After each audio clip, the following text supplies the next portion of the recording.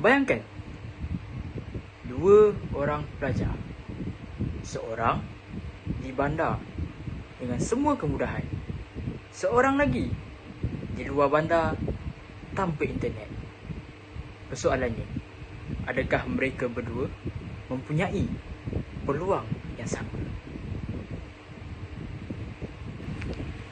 Assalamualaikum dan salam sejahtera. Saya Muhammad Zahirul Haikal bin Syasir Zaiham dari Option Bahasa Melayu 2, ambilan Ogos 2024, keluaran 2028. Jadi pada hari ini, saya akan membincangkan tentang kesan mobiliti sosial dalam pendidikan masa kini. Jadi, pada era globalisasi ini, pendidikan bukan lagi sekadar satu keperluan asas, malah menjadi pemangkit utama dalam menentukan masa depan seseorang individu. Namun begitu, persoalan yang timbul ialah, adakah semua individu yang mempunyai peluang pendidikan yang sama? Untuk memahami isu ini dengan lebih mendalam, kita perlu lihat kepada konsep mobiliti sosial itu sendiri. Jadi, apa yang dimaksudkan dengan mobiliti sosial ini? Mobiliti sosial merujuk kepada perubahan status atau kedudukan sosial seseorang individu dalam masyarakat, sama ada ke arah yang lebih baik ataupun sebaliknya. Perubahan ini lazimnya dipengaruhi oleh pelbagai faktor seperti ekonomi, pekerjaan, dan yang paling penting sekali ialah pendidikan. Pendidikan memainkan peranan yang sangat signifikan sebagai alat mobiliti sosial.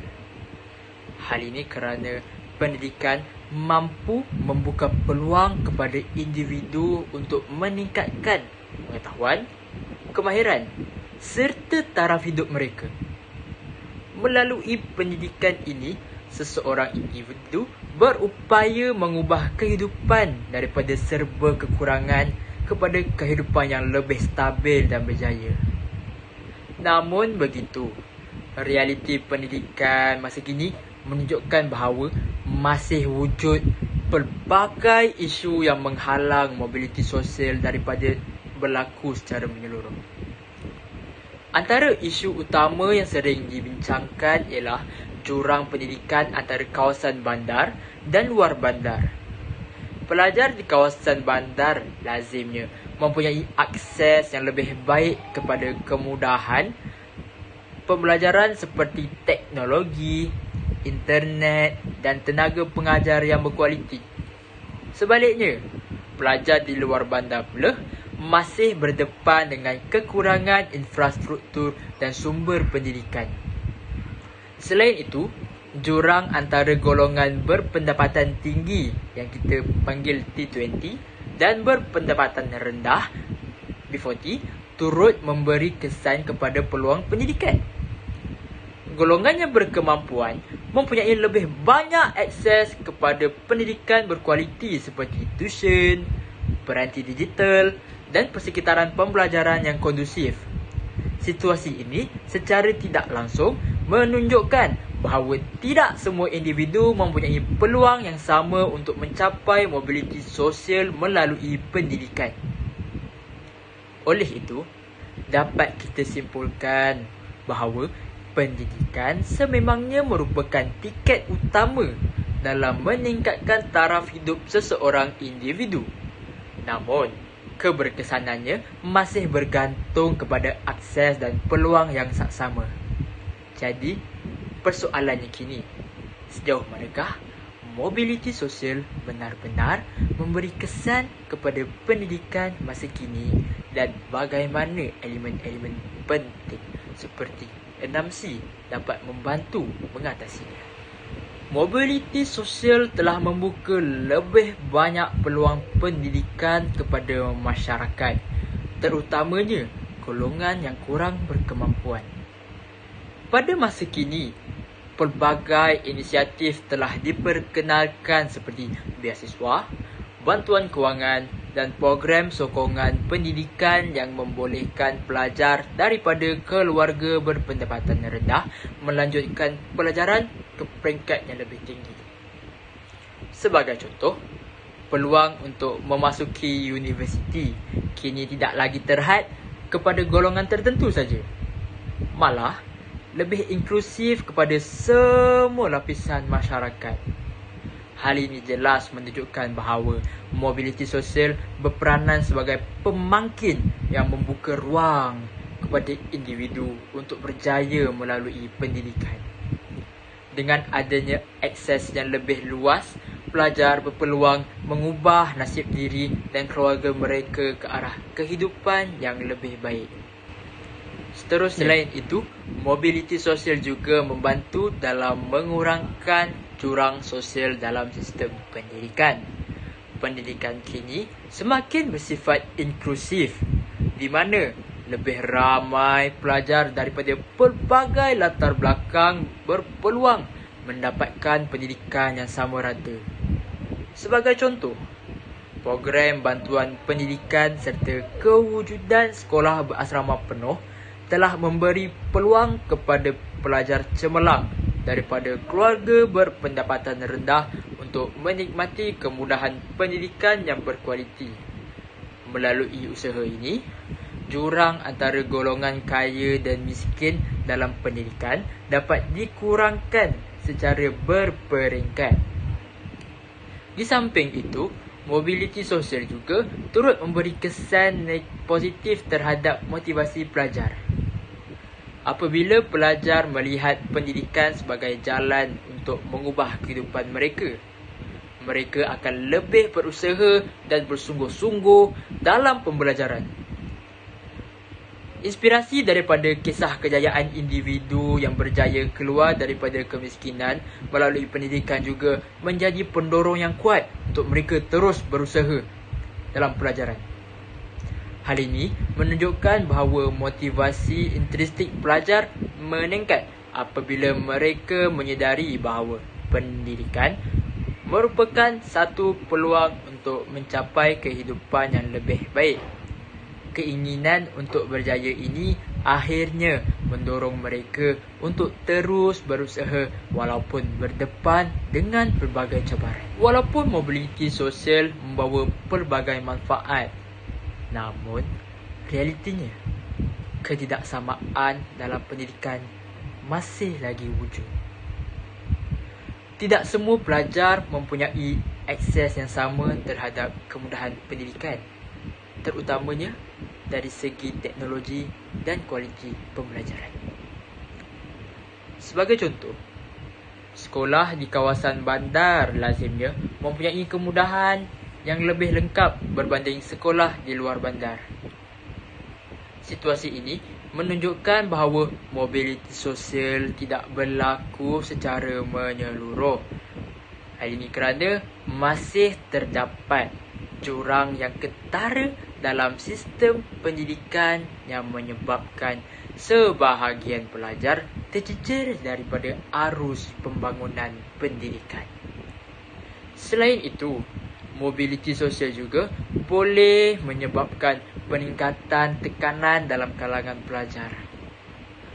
Persaingan untuk mencapai kejayaan akademik menjadi semakin sengit, terutamanya dalam sistem pendidikan yang berorientasikan peperiksaan seperti di Malaysia ini. Pelajar seringkali terpaksa berhadapan dengan beban kerja yang tinggi serta harapan yang besar daripada keluarga dan masyarakat.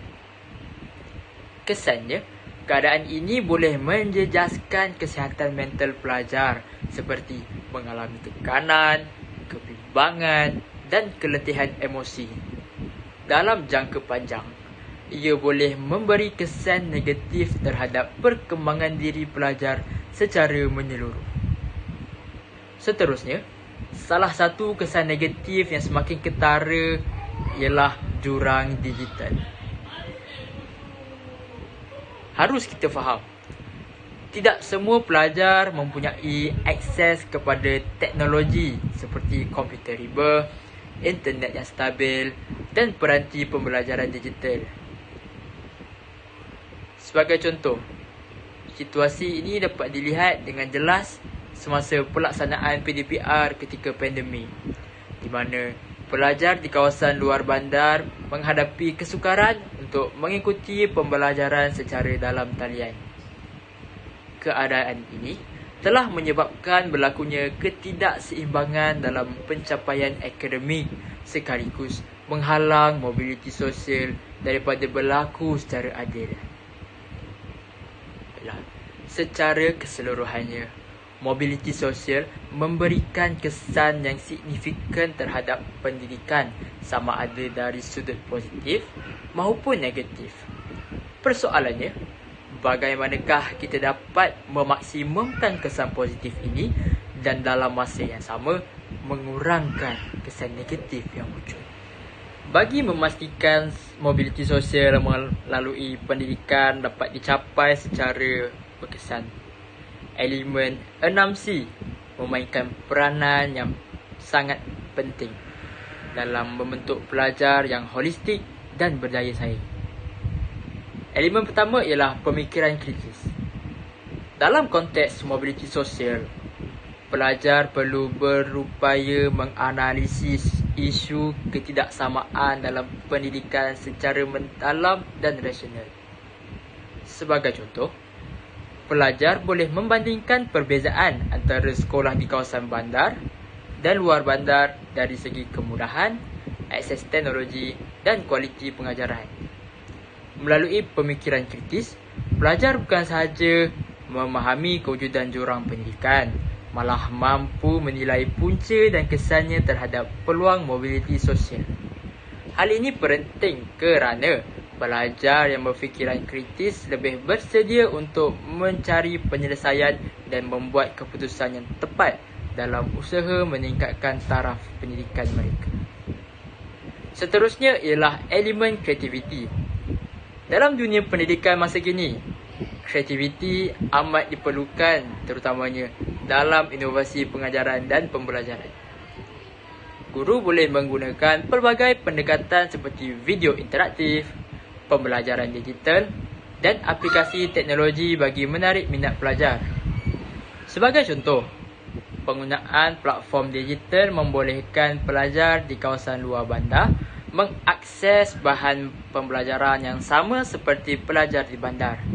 Ini menunjukkan bahawa kreativiti dalam PDP mampu membantu merapatkan jurang pendidikan dan seterusnya, menyokong mobiliti sosial secara lebih inklusif.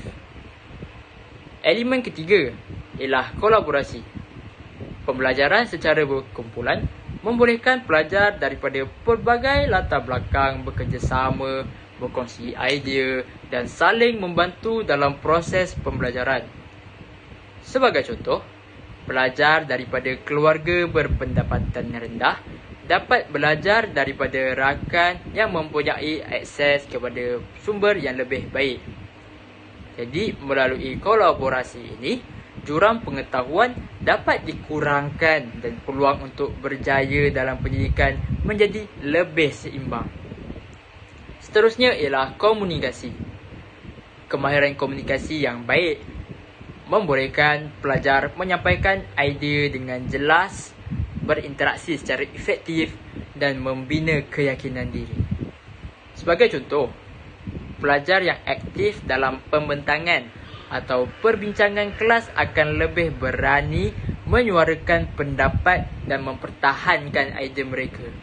Kemahiran ini sangat penting dalam mobiliti sosial kerana individu yang mampu berkomunikasi dengan lebih mudah menyesuaikan diri dalam pendidikan dan kerjaya. Elemen seterusnya ialah sasya. Nilai seperti usaha, disiplin dan ketabahan merupakan faktor penting dalam menentukan kejayaan seorang pelajar. Walaupun seseorang pelajar datang daripada latar belakang yang kurang berkemampuan, nilai sahsiah yang tinggi mampu membantu mereka mengatasi cabaran dan terus berusaha untuk berjaya. Hal ini menunjukkan bahawa mobiliti sosial bukan sahaja bergantung kepada peluang luaran, tetapi juga kepada kekuatan dalaman individu itu sendiri. akhir sekali ialah kewarganegaraan. Elemen ini merujuk kepada kesedaran pelajar terhadap isu keadilan sosial dan tanggungjawab sebagai anggota masyarakat. Sebagai contoh, pelajar yang mempunyai kesedaran akan lebih peka terhadap isu ketidaksamaan pendidikan dan berusaha untuk membantu rakan-rakan yang kurang bernasib baik. Pendidikan seharusnya dilihat sebagai hak semua individu, bukan keistimewaan bagi golongan tertentu sahaja. Oleh itu, elemen kewarganegaraan penting dalam membentuk masyarakat yang lebih adil dan inklusif. Secara keseluruhannya, elemen 6C memainkan peranan yang sangat penting dalam memastikan pendidikan benar-benar berfungsi sebagai alat mobiliti sosial yang berkesan. Jadi persoalannya, sejauh manakah sistem pendidikan kita pada hari ini berjaya mengintegrasikan elemen-elemen ini dalam usaha mengatasi jurang pendidikan? Setelah kita teliti pelbagai kesan mobiliti sosial terhadap pendidikan, timbul satu persoalan penting. Adakah mobiliti sosial benar-benar berjaya dalam sistem pendidikan masa kini? Secara umumnya, kita dapat melihat bahawa pelbagai inisiatif telah diperkenalkan oleh pihak kerajaan dan institusi pendidikan bagi meningkatkan akses kepada pendidikan. Program bantuan kewangan, beasiswa serta kemudahan pembelajaran digital telah membuka lebih banyak peluang kepada pelajar untuk berjaya. Namun begitu, jika kita nilai secara lebih kritis, kejayaan mobiliti sosial ini masih belum menyeluruh. Walaupun terdapat peningkatan dari segi akses pendidikan, jurang pendidikan tersebut masih lagi wujud, terutamanya di kawasan luar bandar yang berdepan dengan kekurangan kemudahan dan infrastruktur. Jadi persoalan seterusnya ialah, siapakah yang masih tercicir dalam arus pendidikan ini? Golongan yang paling terkesan ialah pelajar daripada keluarga berpendapatan rendah, terutamanya yang tinggal di kawasan pendalaman atau luar bandar.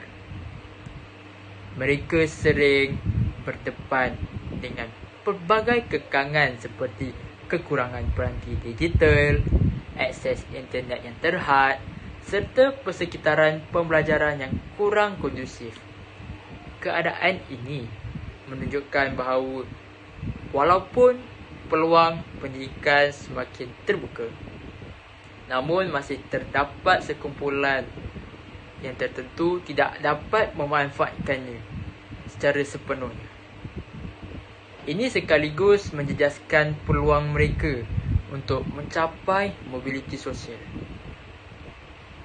Selain itu, kita juga perlu menilai adakah sistem pendidikan yang sedia ada ini benar-benar adil. Baiklah, secara teorinya, pendidikan sepatutnya memberikan peluang yang sama rata kepada semua individu.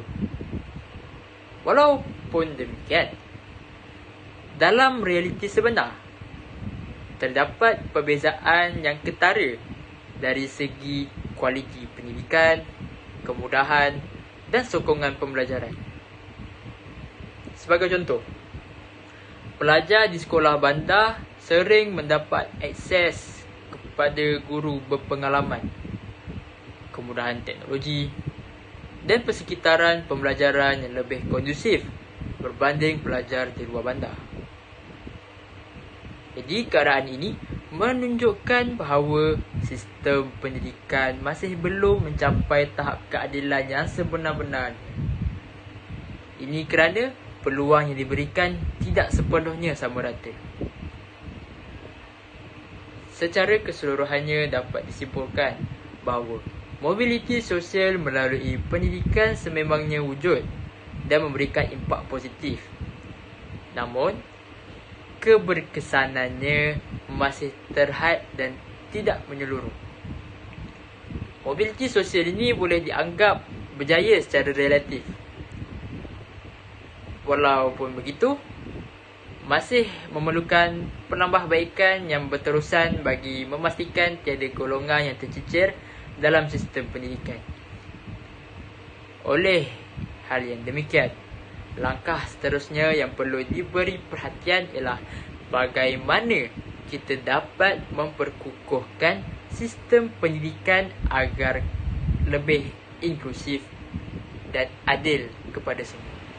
Berdasarkan analisis yang telah kita bincangkan tadi, jelaslah bahawa mobiliti sosial dalam pendidikan mempunyai potensi yang besar, namun masih memerlukan penambahbaikan yang menyeluruh dan berstrategi. Oleh itu, beberapa cadangan boleh diketengahkan bagi memastikan mobiliti sosial melalui pendidikan dapat dicapai dengan lebih berkesan. Yang pertama, peranan guru amat penting dalam merealisasikan mobiliti sosial melalui pendidikan. Guru perlu mengamalkan pendekatan pengajaran dan pembelajaran yang kreatif serta inklusif agar semua pelajar tanpa mengira latar belakang dapat mengikuti pembelajaran dengan berkesan. Sebagai contoh, guru boleh menggunakan kaedah pembelajaran digital, pembelajaran berasaskan projek serta pendekatan yang berpusatkan murid bagi meningkatkan penglibatan pelajar.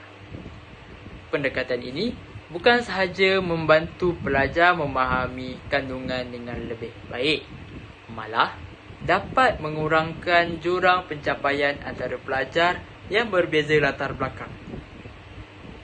Seterusnya, pihak kerajaan juga memainkan peranan yang sangat penting dalam memastikan keadilan dalam pendidikan.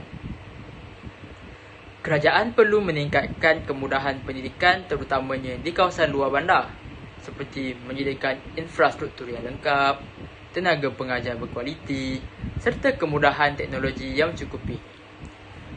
Penambahbaikan sekolah, penyediaan makmal komputer serta sokongan kewangan kepada pelajar B40 dapat memastikan semua pelajar mempunyai akses yang sama kepada pendidikan yang berkualiti.